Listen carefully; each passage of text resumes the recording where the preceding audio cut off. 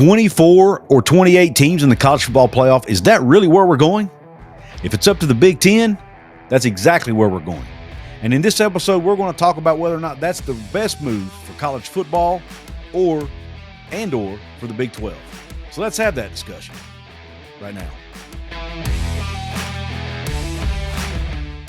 What is up, and welcome into this episode of Couz's Corner, your home for top shelf college sports news and analysis around the West Virginia Mountaineers and the Big 12. That's right. It's come out in multiple reports that the Big 10 is socializing the option or the idea of going to a 24 or 28 team college football playoff with automatic qualifiers from each conference. That's right, each Power 4 conference. The two proposals that are out there right now, at least that are being talked about publicly or that have been leaked, are a 7-7-5-5-2-2 model, which would be 7 SEC, 7 Big 10, 5 Big 12, 5 ACC, 2 Group of 5, and 2 at-large bids.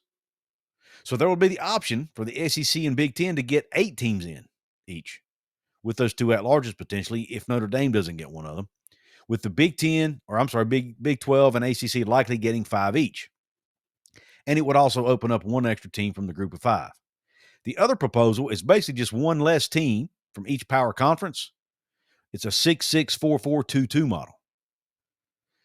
Those are the two that have been leaked right now. And according to some of the articles out there, articles have been put out by CBS Sports, Athletic, and others. But according to some of them, the SEC has actually been in talks for a while now about a possible 32-team college football playoff. 32 teams.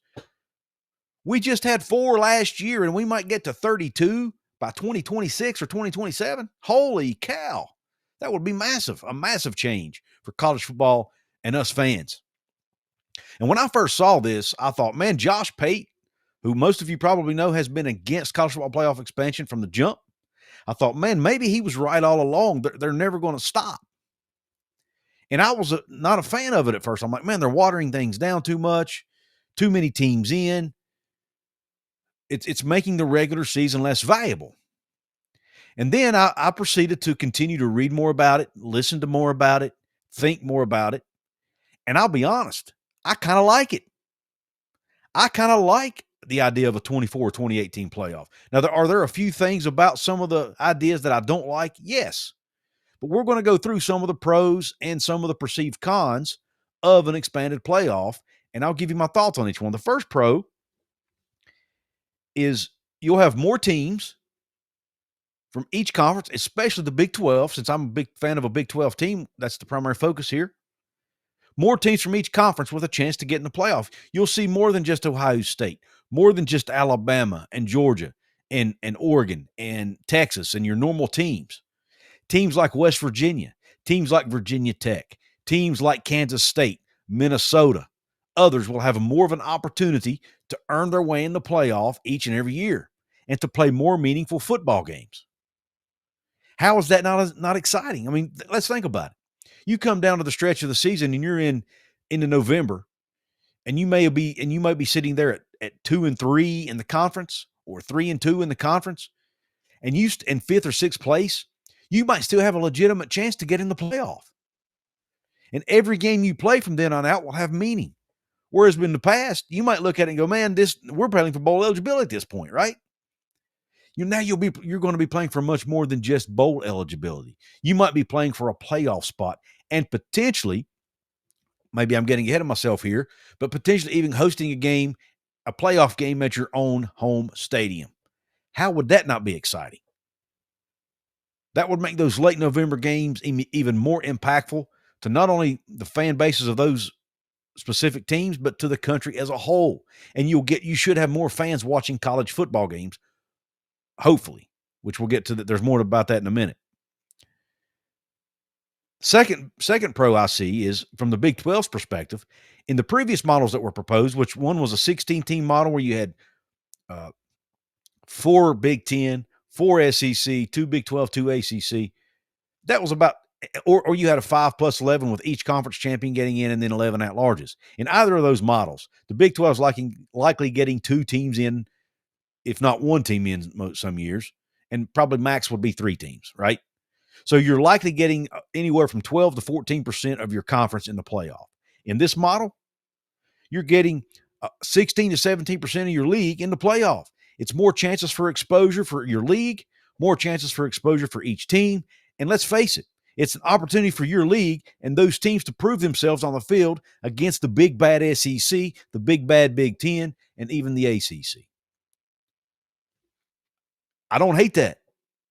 I don't hate that at all as a West Virginia fan. More opportunities for a team like my team or a team, a peer team to prove themselves. I don't hate it. Maybe we can get a March Madness feel in college football. That kind of excites me a little bit. And I'm not sure why the group of 5 doesn't like it, because they're getting an extra team in too. Let's keep going. Third pro, a chance to earn more revenue. And I know people get tired of hearing about revenue, and I know you don't win games with revenue, but here's the thing. If you look at the broader picture here, revenue is more than just, yes, it's about competing at a higher level in football, competing at a higher level in men's basketball and major sports. But guys, we're looking at just trying to save college sports at this point. These schools are now having to pay $20.5 million, and that's going to go up to their athletes now in revenue sharing. And that money's not there today. They're having to figure out ways to earn it and ask their donors for more money and ask the schools for more help. They're jacking prices of tickets up. The parking passes are being jacked up because the schools need the money, not just to compete. We're talking about saving college sports here. How do you think the Olympic sports like volleyball and swimming and wrestling and all these other sports, where do they get their money? Because they're not earning it in revenue. It comes from football and men's basketball. And if now all of a sudden $20.5 million of that's gone off the top, what happens? So more games creates more revenue for each school, just as a way to try to salvage their college sport, their Olympic sports, and in a lot of cases, women's sports. Talk about Title IX. They've got to try to save these women's sports to chance to earn more revenue and do that. How do you do that? With play-in games. The conference title games will likely go out the window in this scenario, but teams would have to play their way in. And yeah, that's right. If you like this idea, hit the like button. But teams will now get a chance to play their way in to the playoff. Even if you're sitting there as a 6th or 8th place team in your league, you may have a chance to play your way in. Some people don't like that. And we'll talk about why in a minute. But it kind of excites me to know that my team may get off to a slow start, but have a chance to finish strong and still get in the playoff. I like it. You can be playing your best football at the end of the year and get rewarded for that, just like you do in basketball. So, all right. Another pro, more on-campus games potentially. With this model, the one that's being vocalized now or socialized now, the first 2 rounds would include on-campus home games. More football in your home stadium and more meaningful football in your home stadium. Who doesn't love that idea? And the final pro I want to talk about, it's just more college football games and more meaningful college football games for us fans to watch. Why do you hate that idea? You get a chance to watch 3, 4, 5 more games, meaningful games at the end of the year. I love it. Actually, it's a lot more than that if you do the math, but I'm not good at math. So let's not try to do that right now. But you get my point. A lot more meaningful football games at the end of the year. As college football fans, we should love that idea, right? Right? Or is it too watered down? Maybe you think that's just too many college football games. Let me know in the comments. Maybe you disagree. Now we're going to get into the cons or the perceived cons of the idea, and we're going to do that. But first, I want to talk about my sponsor here, Appalachia Digital. They are the fine folks who designed the website over at wvsportschat.com, where myself and Jonathan Martin and others are putting out some content about West Virginia sports. They did a great job designing that site. If you want them to design you a site, or if you already have a site and you want to level up and get found easier on Google, hit up the fine folks at Appalachia Digital. Go to appalachiadigital.com/Couz. Let them know I sent you, and let them know that you want their help in your website design or website build, and they will take care of you. So look them up today and thank them for supporting what I'm doing here on the show and what we're doing over at wvsportschat.com. Now, the cons of the expanded playoff model of 24 to 28 teams. The first one, you might have to do double buys to make this work. And I'm not a fan of double buys. A team having to get 2 buys is at a disadvantage, in my opinion. You miss 2 weeks when your opponents don't have to, you're at a disadvantage. Yes, you can say they get rested up. Yes, you can say they get injured players back. But at the end of the day, they're going to come out a little bit rusty in a lot of cases, and it may cost them the football game. I'm not a huge fan of double buys, and I doubt most coaches are fans of double buys. So hopefully they can somehow work around that idea. But I don't know how else you would do it without double buys. But nonetheless, I'm not a huge fan of that. A second con would be, in order to do this, the season's going to have to be extended much further in to the NFL season, which means you're going to have to go head-to-head against the NFL on the weekends potentially. And because we all know the NFL starts showing a lot of Saturday games too. And is college football games, are they going to be able to stack up against the NFL? I'm not sure. I'm sure they still do decent ratings because I think a lot of us like college football more than NFL, but the casual fan prefers the NFL. So that's a challenge they're going to have to try to overcome. Another a con, which I don't necessarily see as a con, but it is one by some other people are throwing out there. More SEC and Big Ten teams are getting in the playoff here. Of course they are, but they're going to anyway. Yes, in this model, they could get as many as 8 teams each in. I get that. But it also means more teams for your conference if you're a Big 12 fan, or for your conference if you are a ACC fan, or if you're the fan of the group of 5 team, your team now has a better chance to get in. Regardless, and I know that the revenue difference, the revenue gap's not going to be closed because they're still getting 7 or 8 teams in. We're not going to close that gap anyway, folks. That ship has sailed. It's not happening. All you can do is just earn as much revenue as possible and do the best you can to compete. That's it. The Big 10, or I'm sorry, the Big 12 and the ACC teams, the majority of the teams in the ACC anyway, are not going to catch the SEC and the Big 10 anytime soon. So make as much money as you can, compete the best you can, try to save your other programs so that you get more students the opportunity to go to college, and just go try to compete. That's all you can do. So why one of the phrases I like to use a lot, why bite your own nose off to spite your face just because you don't want your neighbor to improve themselves? That's kind of crazy, isn't it? Isn't that kind of crazy? Let's put our pride aside and just enjoy the ride, man. Enjoy getting 5 teams in. All right. Another perceived con that I don't really see as a con that I've heard some people talk about on social media, you're going to have 8 and 4 teams potentially in the playoff, maybe even 7 and 5 teams at some point. Lottie freaking da. Who cares?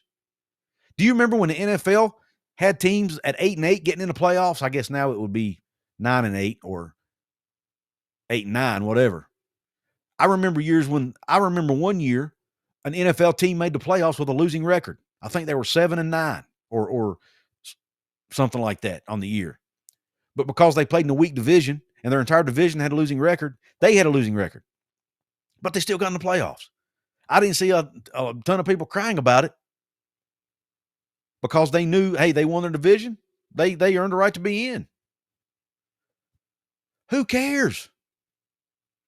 And there are a lot more teams that sit in that 8 and 4, 7 and 5 range in college football than teams at the top. To me, the only games this waters down to me are the games being played by the teams at the top, the Blue Bloods, the Ohio States, the Alabamas, the Georgias, the Texases. It might be watered down for them because most of those teams are going to get in anyway, but for the rest of us, whose teams are not going to get in every year and may not even get in most years or a lot of years, why not take advantage of that opportunity, man? Get that extra exposure for your school and for your team. Have a chance to prove yourself on the field in a big moment, potentially even with a home game, an extra home game. Could you imagine how exciting it would be to host a game at Milan Puskar Stadium, a playoff game? That'd be exciting as heck. You know it's going to be a quality opponent. Come on, let's do it. Let's do it. I see very little downside to this 24 to 28 team playoff, but if you do, I want to hear it in the comment section. Maybe there's something I'm missing here. And yes, I know the players are going to be asked to play more games and they're going to have to get paid more money to do it. I understand all that. Work all of that out. You can work all that out. with the extra TV revenue you're going to make, give a percentage of it to the players. Problem solved. If they collectively bargain, it'll be even better. But that's a whole nother conversation for a whole nother day. But I want to hear your thoughts in the comments section. Do you like the idea of an expanded playoff? Yes or no? Let me know in the comment section. Don't forget to hit the thumbs up button if you like this content. Shout out to my paid VIP channel members of this episode. Remember, you can become a paid VIP member by going to my channel homepage, hitting the join right beside my profile photo, hitting the join link in my description box, or you may have a join button right below this video. If you do, you can hit it and check out the perks that go along with it. But the random shout outs of this episode are Shaq, Browns and Beers, Tanner Tracks Premier, Shannon Miller, and Crispy OO. Thank them all for being paid channel members. And again, you can join that club. You can also help me out a lot of other ways. There are links to Fanatics, Victory Tailgate to get your tailgating supplies and cornhole boards. Other ways you can support me in the comment section, or I'm sorry, in the description box. Go check it out. You can also watch this video right here in the corner of your screen. YouTube seems to think you'll like this video, so maybe you will. So check it out. Hope the rest of your day's top shelf. Thanks for joining the show, and Q Country Roads.